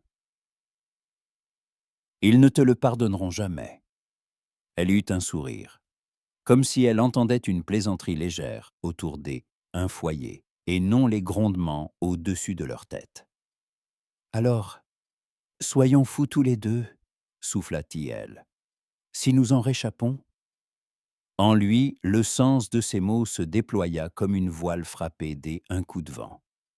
Au-delà du mur compact des nuées, au-delà des navires et des lances, se dessinait soudain une autre rive, où ils pourraient bien se tenir côte à côte, ni comme otages et geôlières, ni comme ennemis et gardiennes, mais comme égaux. Encore fallait-il atteindre ce rivage-là. Les cris redoublèrent autour eux. Des hommes accoururent, certains cherchant à lui arracher Astrid pour elle, emportés vers le guérisseur. Autres criant aux signes venus du ciel. Autres encore invoquant les saints ou les dieux du Nord. L'assemblée se dissout dans la confusion. Le Ting cessa être un conseil pour devenir un chaudron en ébullition. Au même instant, au-dessus de la mer, retentit un nouveau son. Appel prolongé et assuré un corps sur les Dreknar. C'était un signal. Non pas un cri de fureur, mais une sommation exigeante. Roaldr ne voyait pas ce qui se passait sur le tertre, mais il sentait que le temps des paroles creuses touchait à sa fin. Les guerriers sur le rivage se rapprochaient déjà des navires, prêts à chaque battement de cœur soit à reprendre terre, soit à se repousser vers le large. La forêt des lances ondulait comme herbe avant la rafale. Le jarl des Anglo-Saxons leva la main pour réclamer le silence. Dans ses yeux brûlait une résolution lourde, qui brûlait presque autant que le feu. « Ce coup, dit-il une voix forte, assez pour être entendu jusqu'à la cage et jusqu'au bord du tertre, a été donné contre notre volonté et contre nos lois. Pourtant, le sang a coulé. Le fils de Rohildr est vivant, parce que l'une des nôtres, elle, a protégé de son corps. C'est à la fois soi, à la fois une honte et un honneur. Honte pour celui qui a levé l'épée, honneur pour elle. Son regard se fixa sur Astrid, il voyait qu'on emportait à l'écart de la cage, elle qui, les dents serrées, accrochait encore à la conscience. « Dis à ton jarl, » ajouta-t-il, il en adressant au messager venu du Nord, que la vie de son fils est encore entre nos mains. Mais il choisit la guerre sans regarder les blessures des siens et des nôtres, qu'il sache ceci, nous brûlerons ce homme avec nos maisons, si nous y sommes forcés, et son nom sera la dernière chose que la mer entendra de nous. Ces paroles étaient à la fois une menace et une tentative désespérée de retenir une paix fragile, déjà fendue de toutes parts. Gerlog sentit la chaîne à ses poignets s'alourdir encore. Sa vie devenait un mât auquel on attachait les bannières de 2 vents ennemis. Le messager se tut, observant longuement le tertre, la cage, la porte-bouclier blessée, les visages de la foule. Puis il inclina brièvement la tête et se retira, afin de rapporter sur la plage, auprès des Dreknars, tout ce qu'il avait vu et entendu. Là-bas, derrière les vagues, le père de Gerlog devait faire son choix. Sur le tertre, l'orage éclata enfin. De grosses gouttes glacées s'écrasèrent sur les visages, les boucliers, les taches de sang dans l'herbe. Le ciel se déchira dès un éclair, et sa lumière révéla un instant une vision étrange. Le jeune homme dans la cage, cramponné au barreau, la porte-bouclier portée dans les bras des guerriers, le seigneur, l'épée plantée dans le sol, et tout un cercle d'hommes figés entre colère et l'effroi. Dans un recoin de sa propre âme, Gerlog comprit qu'après ce jour, ils ne pourraient maintes plus reprendre leurs anciens rôles. Il ne pouvait plus être simplement le fils un jarl, prêt à vivre dans elle, ombre de ses chants. Elle ne pouvait plus être seulement le bouclier acier de son seigneur, sans visage ni doute.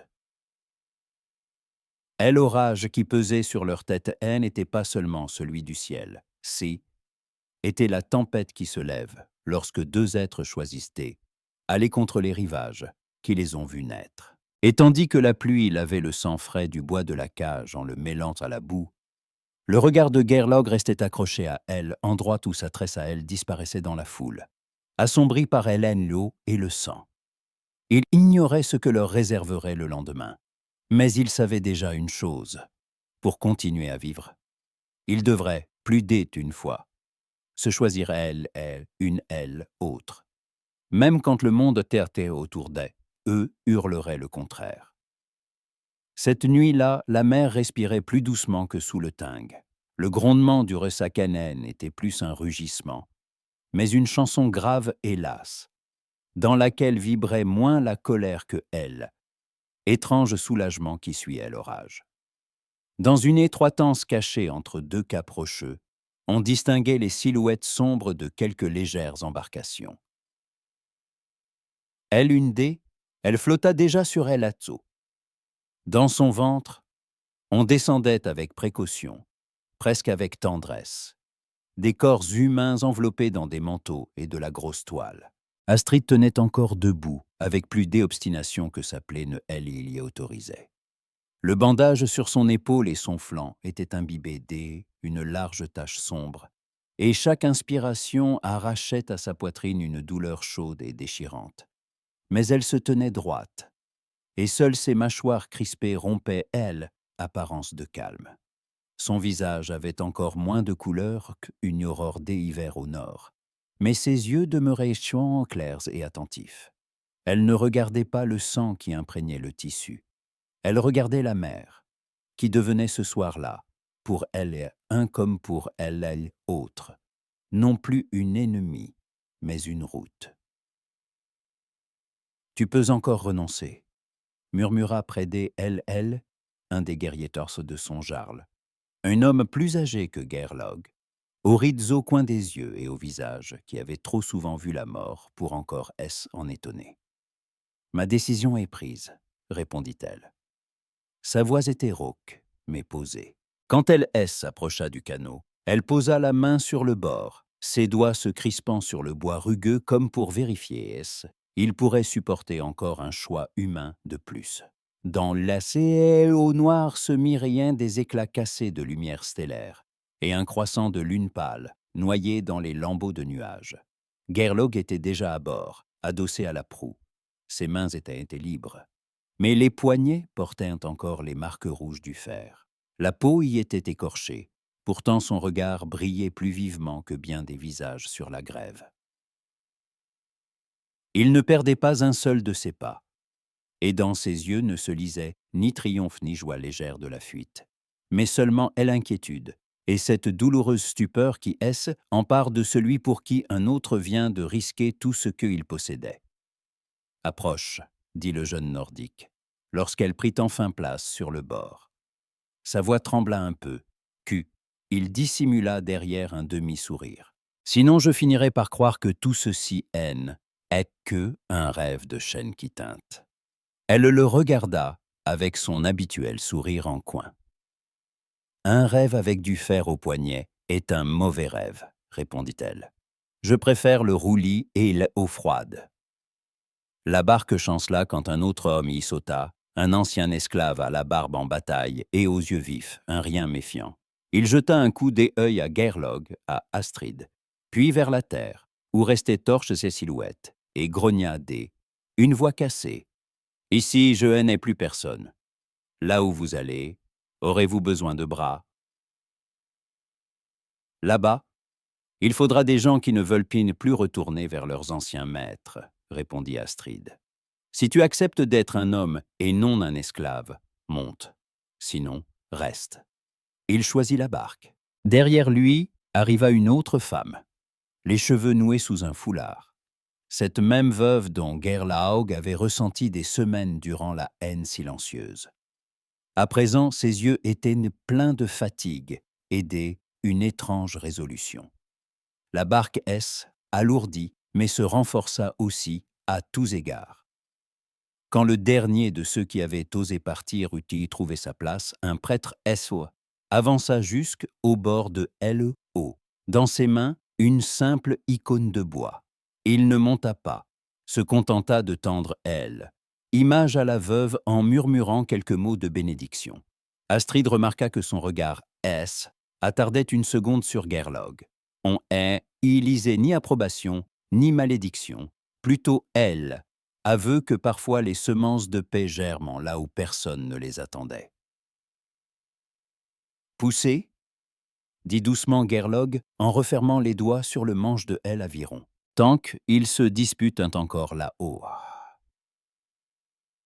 Là-haut pour savoir qui de nous est traître, qui sauveur. C'est Ninetamna. Les hommes restés sur la grève ne tentèrent-ils pas de les retenir. Certains se détournèrent pour ne pas voir ceux qui partaient. Autres, au contraire, les suivirent du regard, avec un respect lourd et difficile. Ils savaient que ceux qui éloignaient ainsi ne reviendraient plus, ni comme ennemis, ni comme voisins. Ils deviendraient autre chose. La Bartak se détacha du sable et glissa doucement sur elle aux eaux noires. Le vent était froid, mais non hostile. Les vagues se soulevaient et retombaient, comme la respiration si une bête assoupie. Du haut du ciel, quelques étoiles perçaient les derniers lambeaux des orages. Derrière eux, la rive effaçait, chargée de souvenirs trop anciens et trop lourds. Au début, Gerlog et Astrid se turent. Seul le souffle rauque de la blessée, le clapotis des rames et les soupirs étouffés de ceux qui les entouraient rompaient le silence. Puis Gerlog posa les yeux sur son épaule. « Tu dois t'allonger » dit-il. Le sang continue de couler. Nous n'avons ni liqueur de guérison ni lit chaud, homme du Nord, répondit-elle avec une grimace sombre. Nous n'avons que cette coque qui tremble et ta vie et ta voix. Si tu veux me sauver, parle de façon que je ne m'endorme pas trop vite. Pour la première fois, il se permit de rire vraiment, même si son rire sortit bas et un peu brisé. Alors écoute, Astrid que Jotusko aurait dû tuer, dit-il. Si un jour quelqu'un chante cette nuit, il se souvienne que c'est et toi qui aimes, assorti de ma cage, et non moi qui t'ai attiré du feu. Est-ce ils chantent un jour? Répondit-elle en se laissant aller contre le bord et en fermant les yeux un court instant. Ils disent plutôt ceci, nous avons fui tous deux, non seulement la guerre, mais les regards des nôtres. Ceux de ton père, de mon Jarl, de tous ceux qui pensent que le sang est la seule voie qui vaille. La barque roula plus fort lorsque une vague frappa son flanc. Au loin, sur la ligne des horizons, la bande sombre de la côte effaçait peu à peu, devenant un simple contour brumeux. Devant eux, il y avait plus que l'eau et une mince, presque invisible rayure de rivage nouveau, dont ils ne savaient qu'une chose, il existait. Au bout de quelques jours de route, ils le trouvèrent. Seul, était pas une vaste terre habitée, mais une crique tranquille et abandonnée, où, semblait-il, personne ne vivait plus depuis longtemps. De petites collines, elles, entouraient et la protégeaient et du vent. Sur elles, un des versants, on distinguait les traces un ancien établissement, des pieux pourris, ailes ossature, effondrées un ancien long maison, des fosses envahies, des herbes où, elles, on avait peut-être autrefois gardé le grain ou le poisson. Des gens ont vécu ici, remarqua la veuve en observant le rivage. Et ils sont partis? Peut-être à cause de la guerre, peut-être de la faim, peut-être pour une vie meilleure. Les dieux le savent. Alors cet endroit est habitué à ceux qui recommencent tout, dit Gerlog. Il nous ira bien. Ils y cernent la barque sur les galets, la calèrent pour que la marée ne l'emporte pas, puis se mirent à explorer les alentours. La terre était pas très généreuse, mais assez tendre pour accepter des semences. Des buissons bas poussaient sur les rochers, habités par des oiseaux chanteurs. Dans les eaux, le poisson se montrait à la surface, et ancien esclave remarqua tout de suite un bon endroit pour installer des filets. Astrid gagna la grève avec peine. Sa blessure commençait à se refermer, mais chaque pas lui arrachait encore une douleur vive. Elle posa la main sur un rocher pour reprendre haleine. Gerlog était déjà là. Il ne la toucha pas emblée, comme SOS. Il craignait de rompre son fragile équilibre, mais ses yeux lui offraient une aide silencieuse. « Ne me regarde pas comme si un seul pas pouvait me briser, » grommela-t-elle, irritée de sentir que sa propre faiblesse lui faisait plus mal que la plaie. « J'ai survécu à ton épée. Je survivrai bien à ces pierres. »« Tu n'as pas survécu à mon épée, » répondit-il doucement. « Tu as survécu à ton propre cœur. Celui qui a poussé entre moi et la lame. » Un autre. « Les pierres ici sont plus douces. » Elle esquissa un sourire fatigué. Dans ces mots, il n'y avait pas de pitié, seulement une admiration tranquille et une attention dont elle n'avait pas l'habitude. Les premiers jours dans la nouvelle crique ressemblaient à la vie dans une blessure qui ignore encore si elle deviendra cicatrice ou ouvrira de nouveau. Ils dressaient des charpentes grossières pour leurs futurs abris, tendaient de vieux voiles pour en faire des toits, allumaient des feux et séchaient leurs vêtements trempés. Les femmes ramassaient que les herbes comestibles. Les hommes plantaient des pieux pour les enclos. Ceux qui savaient faire réparaient armes et filets. On ne nommait plus elle et ancien esclave, esclave et. Ses épaules ne pliaient plus sous le fouet des. Un autre, mais travaillait de pair avec celle des siens. Les enfants écoutaient le bruit de la mer, en cherchant à deviner si ce lieu serait un foyer, ou seulement d'une rive où attendre la prochaine tempête. Gerlaug et Astrid se trouvaient partout à la fois. Lui portait les troncs et branchait le bois avec son épée, avec autant d'aisance que pieux. Il avait autrefois taillé les boucliers. Elle, malgré la douleur, veillait à la disposition des maisons, au renforcement des parois, au partage des maigres réserves. Le soir, il asseyait près du feu, tout au bord de Eleio, et cherchait un nom à ce qu'ils étaient en train de bâtir. Si nous donnons à cet endroit le nom de un de tes dieux, ou de un de mes saints, dit un soir Astrid en suivant du regard les étincelles qui montaient dans la nuit, ils arrangeront entre eux dans notre dos. Je ne veux pas que là-haut quelqu'un décide à notre place de quel rivage nous dépendons. Alors ne lui donnons aucun nom, répondit Gerlog avec un sourire. Laissons les autres nous appeler comme il leur plaira. Nous saurons, nous, que ce est rien de plus que notre rive.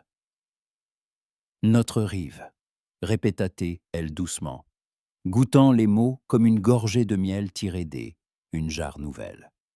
Une troupe sans passé et une maison sans nom. C'est presque drôle. Il la regarda et dans ses yeux se rassembla tout ce qu'il avait si longtemps gardé sous silence. Tout ce chemin, du premier choc de son bouclier jusqu'à la fuite loin du Ting, avait pas été seulement une chaîne de hasards et de décisions. C était aussi la route qui, elle, avait conduit à accepter enfin de la nommer autrement, non plus seulement bouclier et ennemi, mais son propre choix. Tu sais, dit-il en faisant rouler une brindille sèche entre ses doigts, autrefois, je croyais que ma vie était déjà écrite. Fils de Jarl, la mère est l'épée, la maison où M attendrait tant des chants parlant de mes exploits.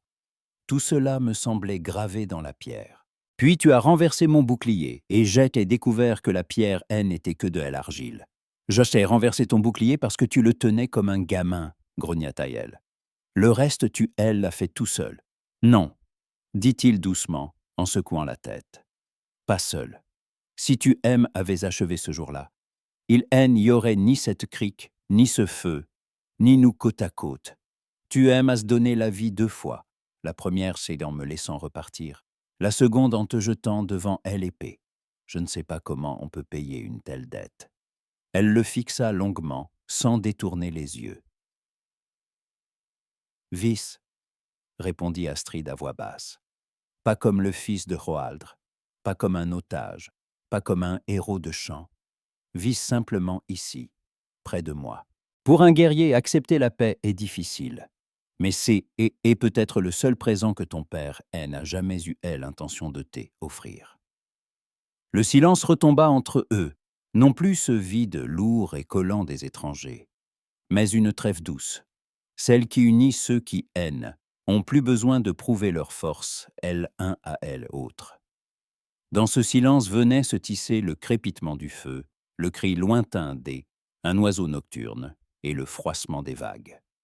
Le lendemain, la première barque étrangère approcha de leur crique. Ce fut elle, ancien esclave, qui la vit, lui qui regardait le plus souvent vers l'horizon, comme et il attendait encore le retour de ses anciens maîtres. Mais la barque était petite et ne portait que 3 silhouettes, un homme, une femme et un adolescent. Leurs vêtements étaient simples et usés. Sur leur visage, Astrid reconnut le même mélange de lassitude et d'espérance qu'elle avait vu chez les siens. Nous avons entendu dire qu'il existe ici un endroit où, on ne demande pas d'où tu viens, dit l'homme, lorsqu'ils mirent pied à terre. Certains murmuraient en tauport que sur la côte nord-est se sont réfugiés ceux qui ne veulent plus servir aucun jarl. Est-ce vrai? Geirlaug et Astrid échangèrent un regard rapide. Ils ne s'attendaient pas à ce que les rumeurs amènent des autres sitôt. Mais sans doute les nouvelles sagas naissent-elles ainsi. Non de grandes paroles, mais de pas discrets, vers une vie nouvelle. « C'est vrai, répondit Geirlaug. Il y a ici de jarl étranger pour personne. Nous répondons les uns des autres. Si tu es prête à travailler, à tenir un bouclier et à laisser les vieux serments derrière toi, alors tu as ta place. » Elle, homme, hocha la tête. La femme poussa un soupir qui ressemblait à un nœud d'enfin délié. Le garçon, lui, examinait les lieux avec une curiosité prudente, détaillant les charpentes grossières des maisons en devenir, les silhouettes portant du bois et des planches, les boucliers simples mais solides, appuyés contre la roche. Le soir, plusieurs feux brûlaient déjà sur la grève. Geirlaug et Astrid étaient installés un peu à l'écart, sur un rocher plat contre lequel les vagues venaient te mourir en sifflant. Au-dessus d'eux, le ciel lavé par les tempêtes paraissait plus pur que jamais. Les étoiles leur semblaient plus proches. « Nous ne pourrons pas nous cacher toujours, » dit Astrid en scrutant l'obscurité. « Un jour ton père apprendra que son fils est vivant et marche sur une terre étrangère. Un jour mon ancien jarl saura que je ne suis pas morte, mais que j'ai qu'élever ma propre troupe. Ceux-là n'aiment pas quand quelqu'un sort de leur ombre avec son propre feu. »« Je le sais, » répondit Geirlaug tout bas. « Mais peut-être qu'alors nous ne serons plus seulement une poignée de fuyards. Peut-être aurons-nous assez de gens pour que nos voix ne soient plus des murmures. » Sa main effleura sa tresse, désormais un peu plus courte. On avait dû couper quelques mèches pour arracher le sang coagulé. Entre les cheveux sombres brillaient des fils d'aies, argent qui y était pas auparavant. Ce n'était pas une marque laide du temps, mais un ornement fin, comme le givre sur herbe du matin. Tu as vieilli, tresse des aciers, dit-il doucement, mais tu n'en es que plus belle. Et toi, fils de Hroaldr, tu es devenu plus hardi avec les mots, répondit-elle en se penchant vers lui. Il ne reste plus que à ce que ton épée soit à la hauteur de ta langue. Il éclata de rire, sans amertume ni défi. C'était le rire d'É, un homme qui a enfin trouvé un endroit où il peut rire sans craindre d'É, éveiller la colère de quelqu'un.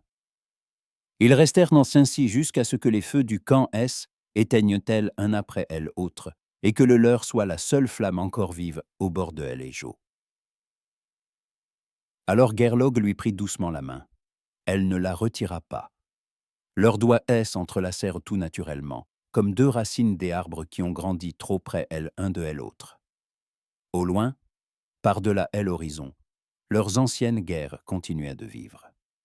Hroaldr peut-être affûtait sa lame en songeant à ramener son fils ou à venger sa fuite. Le seigneur anglo-saxon se tenait sans doute sur sa colline, face à la mer, en se souvenant de la porte bouclier qui avait couvert un ennemi de son propre corps. La vendetta entre leurs maisons n'avait pas disparu. Elle avait seulement cessé d'être pour eux l'unique chemin possible.